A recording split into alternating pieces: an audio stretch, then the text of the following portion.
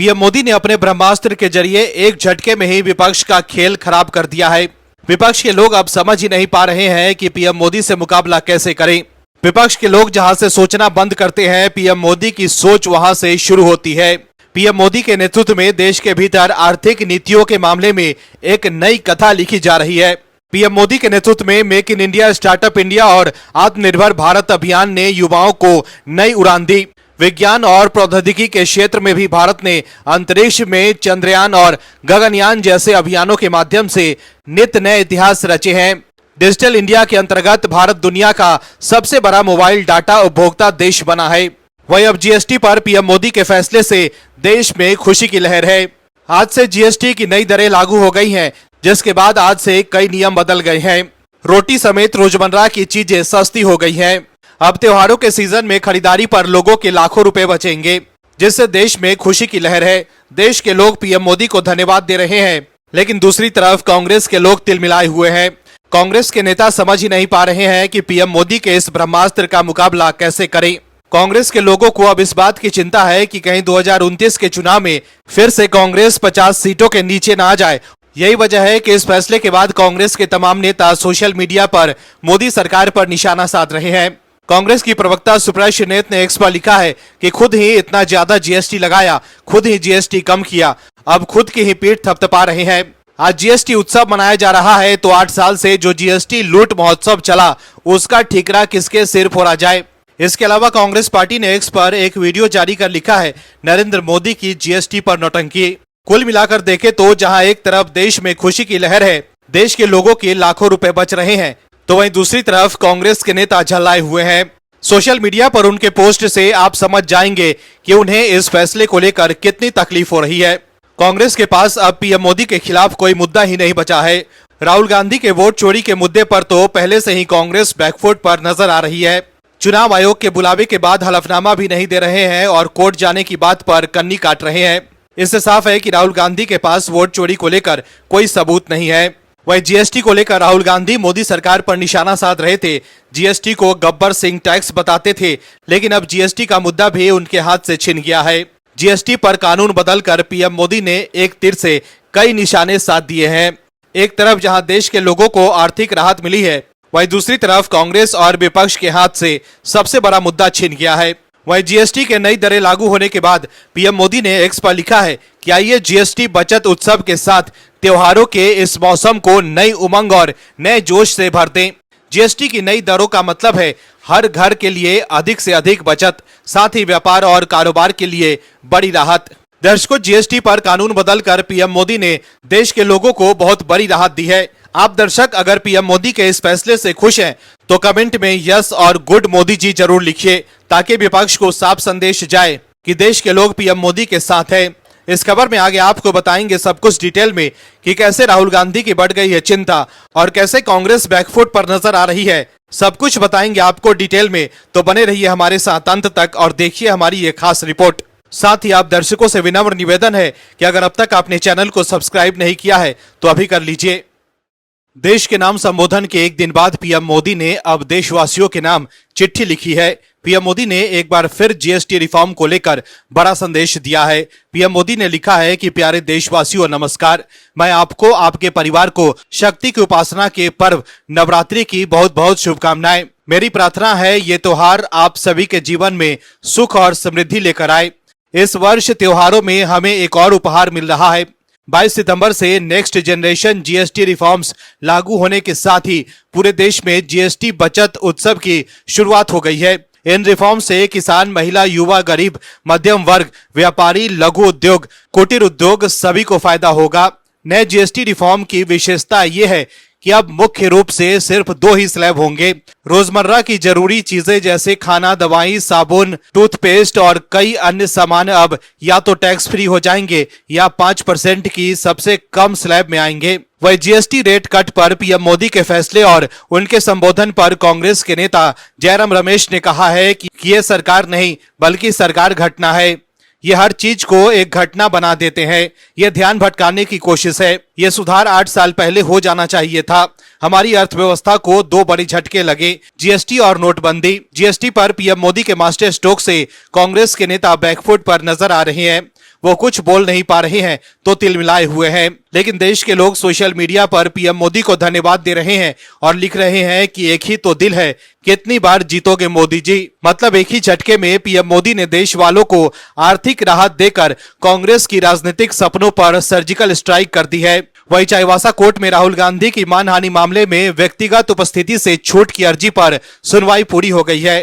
राहुल गांधी द्वारा दायर की गई अर्जी पर सोमवार को एमपी एमएलए कोर्ट चाईबासा में सुनवाई हुई। राहुल गांधी ने अपने अधिवक्ता सुभाष चंद्र मिश्रा के माध्यम से दंड प्रक्रिया संहिता की धारा 205 के तहत ट्रायल के दौरान व्यक्तिगत उपस्थिति से छूट की मांग की थी। वही राहुल गांधी के वकील ने उनके राष्ट्रीय नेता होने और व्यस्तता का हवाला दिया, जबकि वादी पक्ष ने इसका विरोध किया।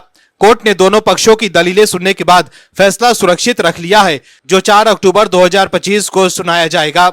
राहुल गांधी के खिलाफ यह मामला कथित तौर पर केंद्रीय गृह मंत्री अमित शाह के खिलाफ आपत्तिजनक टिप्पणी के विरुद्ध चाईबासा के बीजेपी नेता प्रसाद कटियार की ओर से किए गए मानहानि से जुड़े केस से जुड़ा है। परिवादी की ओर से आरोप लगाया गया है कि राहुल गांधी की टिप्पणी से उनकी प्रतिष्ठा को ठेस पहुंची। इसी मामले में ट्रायल की कार्रवाई चल रही है। वहीं पीएम मोदी ने सोमवार को अरुणाचल प्रदेश की राजधानी ईटानगर पहुंचे। यहाँ पीएम मोदी ने 5100 करोड़ की लागत की नई विकास परियोजनाओं की आधारशिला रखी। इन तमाम परियोजनाओं से प्रदेश के विकास में गति आएगी। इस दौरान पीएम मोदी ने जनता को संबोधित किया। पीएम मोदी ने अरुणाचल प्रदेश की धरती को मां शैलपुत्री की धरती बताते हुए प्रशंसा की। साथ ही कहा कि कांग्रेस सरकार ने प्रदेश को पीछे छोड़ दिया। इसके अलावा पीएम मोदी ने आत्मनिर्भर बन स्वदेशी अपनाने का भी आह्वान किया और जीएसटी बचत उत्सव की शुभकामनाएं दी। लेकिन पीएम मोदी द्वारा स्वदेशी अपनाने की अपील पर भी कांग्रेस और विपक्ष के लोग तिलमिलाए हुए हैं। आम आदमी पार्टी के सांसद संजय सिंह ने एक्स पर लिखा है कि भाइयों बहनों, मैं स्विट्जरलैंड की घड़ी, इटली का चश्मा, जर्मनी की पेन, अमेरिका का फोन, जर्मनी की कार, विदेशी हेलीकॉप्टर, विदेशी जहाज सब इस्तेमाल करता हूँ।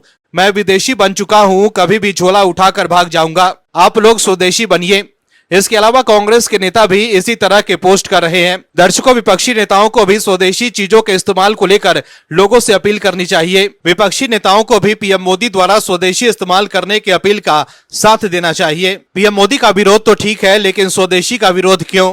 पीएम मोदी के स्वदेशी अपील के साथ सबको खड़े हो जाना चाहिए। इससे देश के लोगों को ही फायदा होगा। लेकिन देश के लोग सब देख रहे हैं और चुनाव में वो इसका हिसाब विपक्ष से जरूर लेंगे। वही नवरात्रि के पर्व का सोमवार से आगाज हो गया। इसी के साथ दिल्ली समेत देश के कई राज्यों में मीट की दुकानों को बंद करने की मांग की गई है। लेकिन कांग्रेस के नेता उदित राज ने मीट की दुकानों को बंद करने पर तीखी प्रतिक्रिया दी। इसे संविधान के अनुच्छेद 19 का उल्लंघन बताया। उदित राज ने कहा कि हर व्यक्ति को अपनी पसंद का अधिकार है। अगर कोई मीट नहीं खाना चाहे तो न खाए। मैं इस मांग को असंवैधानिक मानता हूं। राहुल गांधी सोशल मीडिया पर जेनजी से संविधान बचाने की अपील कर रहे हैं, लेकिन जमीनी हकीकत कुछ और ही है। देश के प्रमुख विश्वविद्यालयों के छात्र संघ चुनावों में एबीवीपी का डंका बज रहा है, जबकि एनसीयूआई लगातार हार रही है। एबीवीपी एक के बाद एक छात्र संघ चुनाव जीत रही है। अब हैदराबाद केंद्रीय विश्वविद्यालय छात्र संघ चुनाव में एबीवीपी का पूरा पैनल विजयी हुआ है। वहीं एबीवीपी की इस जीत पर बीजेपी प्रवक्ता प्रदीप भंडारी ने एक्स पर लिखा कि दिल्ली के बाद हैदराबाद में भी जेनजी ने राहुल गांधी को नकार दिया। इससे पहले पंजाब विश्वविद्यालय के छात्र संघ के चुनावों में एबीवीपी का डंका बजा था। वहीं 3 दिन पहले ही दिल्ली विश्वविद्यालय और अब हैदराबाद विश्वविद्यालय छात्र संघ चुनाव में एबीवीपी ने जीत दर्ज कर ली है। लेकिन कांग्रेस नेता राहुल गांधी संविधान बचाने के लिए इसी जेनजी को आगे आने की बात करते हैं। वहीं कांग्रेस की छात्र इकाई एनसीयूआई बीते कई सालों से दिल्ली विश्वविद्यालय में हार रही है। देश के दूसरे विश्वविद्यालयों में भी एनसीयूआई का कमोबेश यही हाल है। बीते 1 साल में एबीवीपी ने गढ़वाल विश्वविद्यालय, गुवाहाटी विश्वविद्यालय, असम, पटना विश्वविद्यालय में अध्यक्ष पद पर कब्जा किया है। ऐसे में राहुल गांधी के वोट चोरी के आरोपों के बीच युवाओं में पीएम मोदी की लोकप्रियता लगातार बढ़ती जा रही है। भारतीय राजनीति में जेनजी यानी युवा पीढ़ी को लेकर एक नई बहस छिड़ गई है। एक तरफ कांग्रेस नेता राहुल गांधी लगातार सोशल मीडिया पर इस पीढ़ी को संबोधित कर रहे हैं और उन्हें संविधान बचाने के लिए आगे आने की अपील कर रहे हैं। वहीं दूसरी तरफ देश के प्रमुख विश्वविद्यालयों के छात्र संघ चुनावों में अखिल भारतीय विद्यार्थी परिषद का एक तरफा दबदबा देखने को मिल रहा है। छात्र संघ चुनाव हमेशा से ही देश की युवा राजनीति का बैरोमीटर माने जाते हैं। एबीवीपी की इन लगातार जीतों से साफ है कि एबीवीपी अपनी विचारधारा में राष्ट्रवाद, संस्कृति और राष्ट्रीय गौरव के मुद्दे को प्रमुखता देती है, जो एक बड़े युवा वर्ग को आकर्षित करता है। एबीवीपी की ये जीत कहीं न कहीं पीएम मोदी की लोकप्रियता से भी जुड़ी हुई है। युवा वर्ग में पीएम मोदी की छवि एक मजबूत और निर्णायक नेता की है, जो युवाओं को पसंद आती है। वहीं दूसरी तरफ राहुल गांधी, जो अडानी को लेकर लगातार आरोप लगा रहे थे, उस मुद्दे पर भी उन्हें बड़ा झटका लगा है। सेबी ने बीते दिनों ही उद्योगपति गौतम अडानी और उनकी कंपनियों पर लगाए गए स्टॉक में हेरफेर के आरोपों को सिरे से खारिज कर दिया। ये आरोप अमेरिकी शॉर्ट सेलर हिंडनबर्ग रिसर्च ने लगाए थे। इस मामले में सेबी ने कहा है कि लिस्टिंग समझौता यानी एलओडीआर यानी लिस्टिंग ऑब्लिगेशन और डिस्क्लोजर रिक्वायरमेंट का कोई उल्लंघन नहीं हुआ है। सेबी ने हिंडनबर्ग के आरोपों की जांच के बाद कहा कि अडानी की संस्थाओं के खिलाफ कोई ठोस सबूत नहीं मिला। दर्शकों, हिंडनबर्ग रिपोर्ट के सहारे राहुल गांधी और विपक्ष के लोग मोदी सरकार पर निशाना साध रहे थे, लेकिन ये मुद्दा भी राहुल गांधी के हाथ से निकल गया है। हाल ही में एक बार फिर प्रेस कॉन्फ्रेंस कर राहुल गांधी ने चुनाव आयोग को घेरने की कोशिश की थी, लेकिन सबूत के साथ पलटवार कर चुनाव आयोग ने दूध का दूध और पानी का पानी कर दिया। और अब चुनाव आयोग ने एक और बड़ा फैसला लिया है। वही राहुल गांधी को लेकर सवाल उठ रहे हैं कि वो आरोप तो लगा रहे हैं, लेकिन ना ही हलफनामा दे रहे हैं और ना ही कोर्ट का दरवाजा खटखटा रहे हैं। अगर उनके पास वाकई चुनाव आयोग के खिलाफ सबूत है तो कोर्ट जाकर चुनाव आयोग को कानूनी तौर पर क्यों नहीं घेर रहे हैं। लेकिन कोर्ट ना जाकर उन्होंने खुद ही साफ कर दिया है कि उनका आरोप राजनीतिक बयानबाजी ही है। जैसे चीन मामले को लेकर उन्होंने कहा था कि मीडिया में छपी खबर को लेकर वो मोदी सरकार को घेर रहे थे कि चीन ने भारत की जमीन पर कब्जा कर ली है। वहीं एसआईआर पर रोक लगाने के लिए भी विपक्ष के लोग सुप्रीम कोर्ट गए थे। कपिल सिब्बल और अभिषेक मनु सिंघवी जैसे विपक्षी वकील ने एसआईआर के खिलाफ खूब दलील दी थी, लेकिन सुप्रीम कोर्ट ने कहा था कि बिहार में हो रहे एसआईआर को लेकर चुनाव आयोग के खिलाफ ऐसे 15 नाम लेकर आइए जो लोग जीवित हैं और उनके नाम चुनाव आयोग ने काट दिए हैं। लेकिन विपक्ष के लोग ये साबित नहीं कर पाए, जिसकी वजह से सुप्रीम कोर्ट ने एसआईआर पर रोक नहीं लगाई। और अब चुनाव आयोग के एक और बड़े फैसले से विपक्ष की नींद गायब हो गई होगी। दर्शकों, चुनाव आयोग ने साफ कर दिया है कि अब घुसपैठियों को वोटर लिस्ट से बाहर करने से कोई नहीं रोक सकता। पीएम मोदी ने भी हाल ही में घुसपैठियों का मुद्दा उठाया और कहा कि बिहार में एक भी घुसपैठिया नहीं रहने दिया जाएगा। पीएम मोदी के बयान से साफ है कि यह अभियान असम और पश्चिम बंगाल में भी बीजेपी की चुनावी मुद्दा बनने की तैयारी है। वहीं चुनाव आयोग द्वारा बिहार में किए गए एसआईआर की फाइनल वोटर लिस्ट 30 सितंबर को पब्लिश कर दी जाएगी। इसी के साथ ही चुनाव आयोग ने अन्य सभी राज्यों के मुख्य चुनाव अधिकारियों को 30 सितंबर तक एसआईआर शुरू करने से संबंधित अन्य तमाम काम को पूरा करने के लिए कहा है। चुनाव आयोग के सूत्रों का कहना है कि देश भर में एसआईआर कब शुरू किया जाएगा, इसकी घोषणा बाकी है। इससे पहले बिहार के अलावा अन्य राज्यों से उनके राज्यों में हुआ अंतिम एसआईआर की वोटर लिस्ट को अपनी अपनी आधिकारिक वेबसाइट पर अपलोड करने समेत अन्य कार्य पूरा करने के लिए कहा गया है। इसमें एसआईआर वाली वोटर लिस्ट को वर्तमान वोटर लिस्ट से मिलान कराने समेत अन्य कार्य करने के लिए कहा गया है। उम्मीद है कि अक्टूबर के पहले या दूसरे सप्ताह में आयोग देश भर के लिए एसआईआर शुरू करने की घोषणा कर सकता है। हालांकि बिहार एसआईआर को लेकर अभी मामला सुप्रीम कोर्ट में चल रहा है, जहां 7 अक्टूबर की डेट है। ऐसे में अब इस बात की उम्मीद जताई जा रही है कि चुनाव आयोग सुप्रीम कोर्ट से मामला फाइनल होने के बाद ही देश में एसआईआर शुरू करने की घोषणा करेगा। अधिकांश राज्यों में अंतिम एसआईआर 2002 से 2004 के बीच हुआ था। बिहार विधानसभा चुनाव इसी साल होने हैं। असम, केरल, पुडुचेरी, तमिलनाडु और बंगाल में चुनाव 2026 में होने हैं।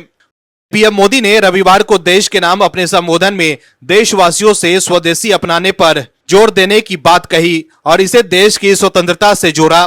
पीएम मोदी ने कहा कि देश की स्वतंत्रता को जैसे स्वदेशी के मंत्र से ताकत मिली, वैसे ही देश की समृद्धि को भी स्वदेशी के मंत्र से ही शक्ति मिलेगी। हम वो सामान ही खरीदे जो मेड इन इंडिया हो।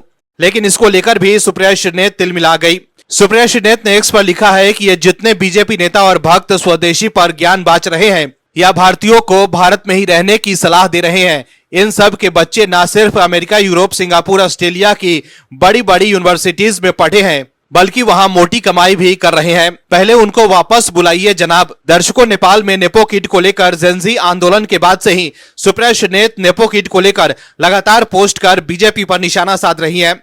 इस पोस्ट के जरिए भी उन्होंने परिवारवाद पर बीजेपी को घेरने की कोशिश की, लेकिन सोशल मीडिया पर सुप्रिया श्रीनेत को जवाब देते हुए लोग उन्हें याद दिला रहे हैं कि पहले अपनी पार्टी में झांक कर देखिए। सबसे बड़े नेपो किट तो राहुल गांधी और प्रियंका गांधी वाड्रा हैं। लोग पूछ रहे हैं कि प्रियंका गांधी वाड्रा के बच्चे विदेश में क्यों पढ़ रहे थे। हाल ही में राहुल गांधी विदेश गए थे प्रियंका गांधी वाड्रा के बच्चों से मिलने।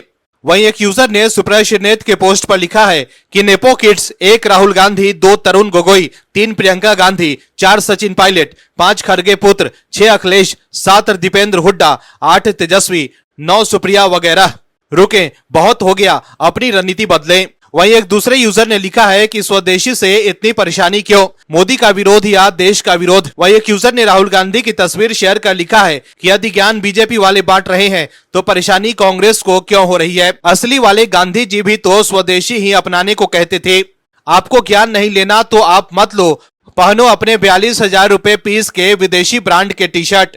इस यूजर ने राहुल गांधी की तस्वीर को शेयर कर बताया है कि वो विदेशी ब्रांड के टी शर्ट पहनते हैं। वहीं एक यूजर ने लिखा है कि राजीव गांधी और राहुल गांधी कहां से पढ़े थे, अभी तो सबके बच्चे विदेश पढ़ने जाते हैं, मगर गांधी परिवार में तो 70 साल से जाते हैं। वहीं एक दूसरे पोस्ट में सुप्रिया श्रीनेत ने एक्स पर लिखा है कि जीएसटी लूट उत्सव स्थगित, जीएसटी बचत उत्सव शुरू। यही तो है। दर्शकों, सुप्रिया श्रीनेत के इन पोस्ट से आप समझ सकते हैं कि कैसे पीएम मोदी के फैसले से जहां देश के लोग लाखों रुपए बचाकर खुश हैं, तो वहीं कांग्रेस के लोग टेंशन में है कि अब उनके राजनीतिक भविष्य का क्या होगा। Bureau report, OMH news. आप दर्शकों से विनम्र निवेदन है कि चैनल को सब्सक्राइब जरूर करें।